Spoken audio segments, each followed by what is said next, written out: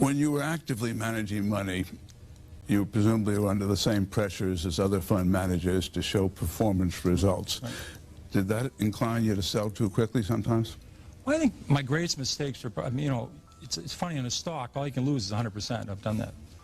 But your great mistakes is selling a good company, and then it doubles, then it triples, and it quadruples, because you make a lot of mistakes, and so those ones that go up tenfold, I call them the 10 baggers.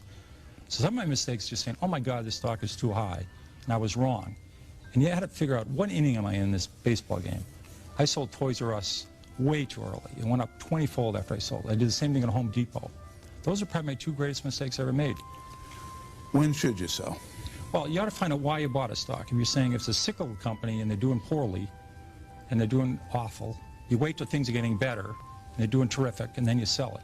But with a growth company, you have to say, Walmart's case, 10 years after they went public, you could have bought the stock and made 500 times your money. You say, still are only in 15% of the United States. And they could say, why can't they go to 17? Why can't they go to 19? Why can't they go to 23? So for the next 4 decades, they went around the country. So you have to say to yourself, in this stock, I have a 10-year story, a 20-year story. You ought to be able to write that down and follow that. That's what I do with the company. And that's your decision. That's how you sell it. We have a novel element for many investors today in the trust issue. Yes. We also have security problems that we didn't traditionally have in America. Have they changed the way you pick and believe in stocks? No, you still buy a company, and you buy a company to grow. And if it's a textile company or it's an electronics company or a software company, you better understand what they do. And if they do well, the stock will do well, no matter what happens to the market. If the Dow Jones today was 1,000 or 500, you would have made a lot of money in McDonald's. You would have made a lot of money in Johnson & Johnson. You would have made a lot of money in Gillette. These companies' earnings have gone up a lot the last 30 years. And if the market was 50,000, you would have lost money in Burlington Industries. I recommended that in 1969. I think it's gone from 34 to 2 with no stock splits because the earnings have been terrible.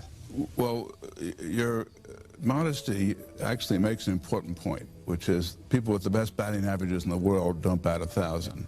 I sometimes get angry mail, particularly during bear markets, saying so-and-so recommended such and such and it went down. Yeah. Well, how often did you come up with a clinker? Well, this is a funny business. You don't have to be right even 5 times out of 10. If the times you're right, you make a double and triple, it offsets all those times you lose 20 or 30%. So when you buy a stock, you ought to say to yourself, how much can I lose and how much can I make? And you ought to be able to make a lot. You see, stocks are risky. I mean, look at how much we lost in AT&T. Look at how much we lost in Xerox. These were quality companies. You know, you could lose a lot in a stock.